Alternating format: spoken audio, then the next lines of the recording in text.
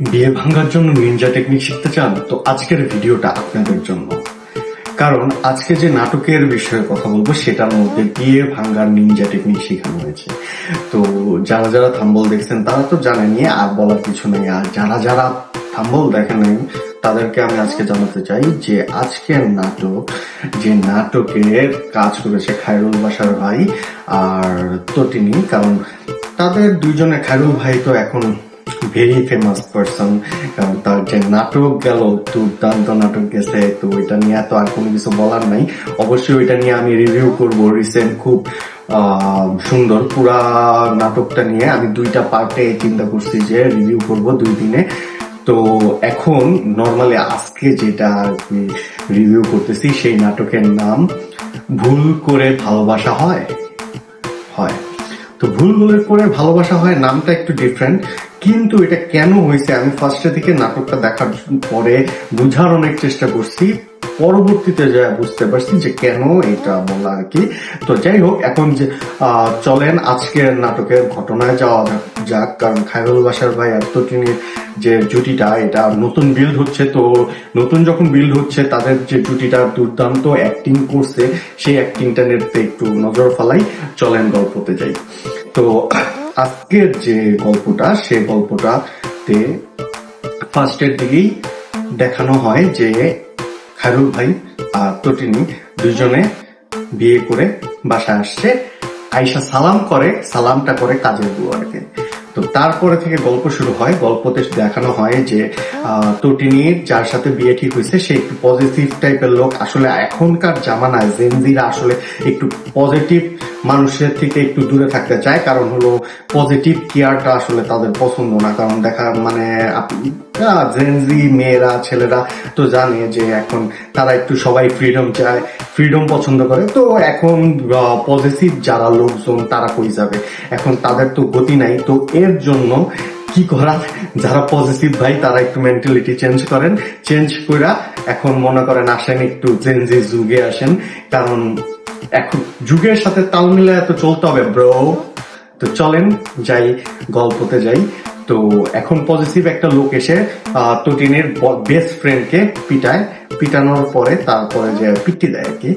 তো পিটি দেওয়ার পরে তারপরে যায়া দেখা যায় যে হলো তটি নিচে তার বাবার কাছে যায় যে আমি এই ছেলেকে বিয়ে করবো না, যেমনি হোক আমি বিয়ে করবো না। বাট সে বাবা এটাকে কেয়ার করে না, ইগনোর করার পরে তার মাথার মধ্যে চিন্তা আসে, ভাই আমার তো বিয়ে ভাঙতে হবে, এখন কিভাবে সম্ভব।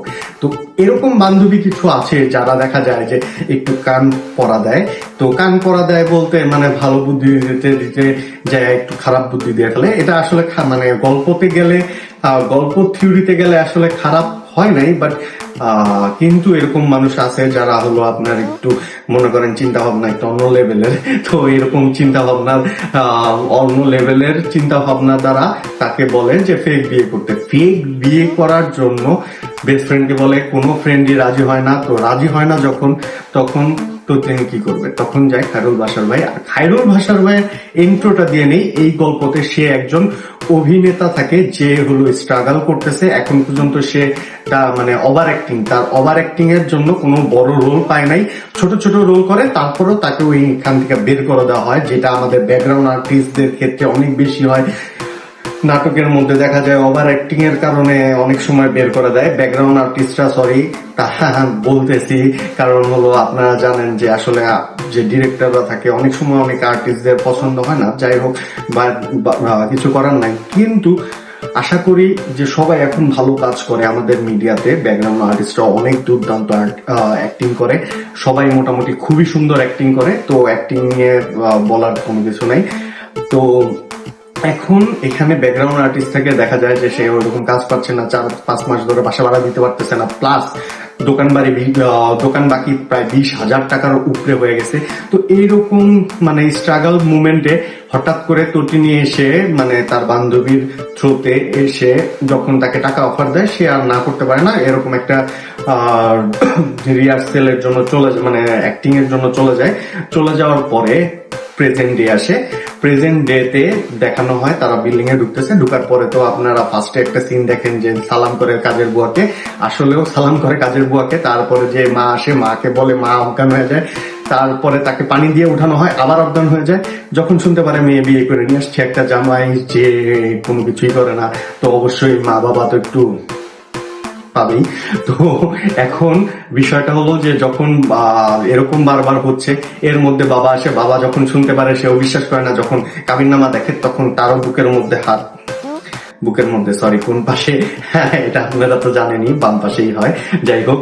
তো বুকের মধ্যে হাত দিয়ে বসে পড়ার পরে সে কোনোভাবে বিদায় করার পরের দিন ওই ছেলেটা যেটা পজিটিভ সে আসে, সে আসার পরে ডাক্তার দেখায়, সে বিশ্বাস করতে চায় না, তখন তো নিয়ে আসে বাবা প্রমাণ চাইলে পরের দিন একটু টাকা খরচ করে সে আবার নিয়ে আসে হলো প্রুফ নিয়ে আসার পরে তাদের দুজনকে বাবা মেনে নেওয়ার পরে ঘর জামাই রাখার পরে দেখা যায় যে আস্তে আস্তে টুকু করে ভালোবাসা জন্মানো শুরু হয় তাদের দুজনের মধ্যে। এখানে আসলে একজন আরেকজনের দিকেও পজিটিভ হয়ে যায়। এট এ মোমেন্ট দেখা যায় যে সে কোনো অভিনেত্রীর সাথে কথা বলে সে জেলাস হয়, সে তার বয়ফ্রেন্ড মানে বিদেশি বয়ফ্রেন্ড বলা হয়েছে, তো তার সাথে কথা বলে সে পজিটিভ হয়। এরকম একটা ঝগড়ার মোমেন্টে তখন বাবা অসুস্থ হয়ে যায়। অসুস্থ হয়ে গেলে যখন খায়রুল ভাই তাকে হসপিটালে নেয়, তখন তটিনীর মনে আর একটু ফুল ফুটে যায়। তখন তো আর কিছু করার নাই।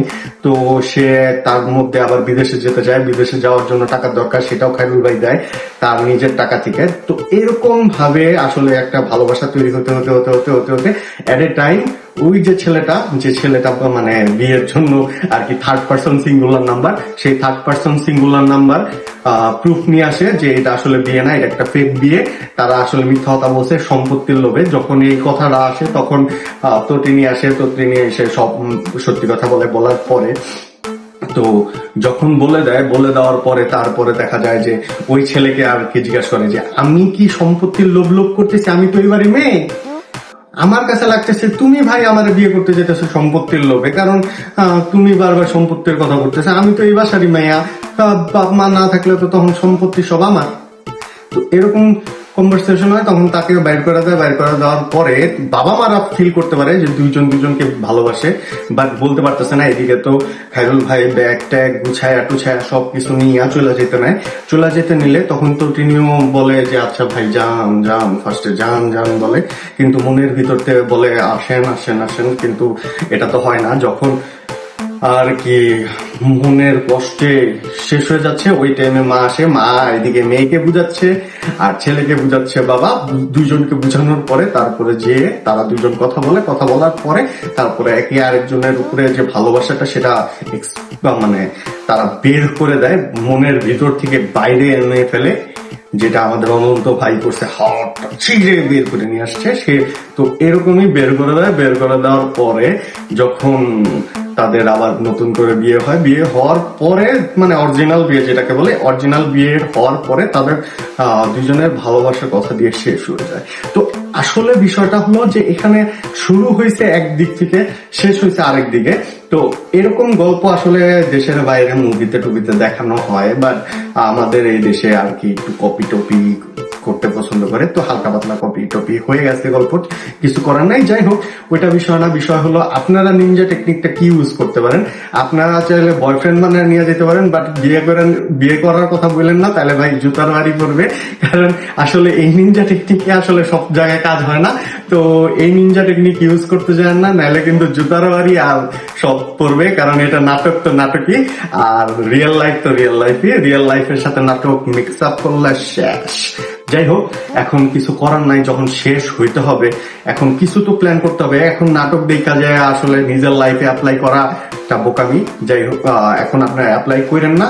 তারপরে যদি আপনারা আরো নাটকের রিভিউ দেখতে চান তাহলে আমার চ্যানেলটা সাবস্ক্রাইব করেন, এবং সবাইকে ধন্যবাদ আমাকে 5000 সাবস্ক্রাইবার করে দেওয়ার জন্য, আমাকে সাপোর্ট করার জন্য অনেক ভালোবাসা দিতেছেন আপনারা, ধন্যবাদ এর জন্য। 5000 সাবস্ক্রাইবার কমপ্লিট হয়েছে, এর জন্য তো রিলসে দেখতেই পারছেন বা ভিডিও করছি। আশা করি সামনে আরো বড় সেলিব্রেশন করব, যেটার মধ্যে যুক্ত হবেন আপনারা। তো বেশি সাবস্ক্রাইব করতে থাকেন, কমেন্ট করতে থাকেন, তারপরে তো লাইক তো করবেনই।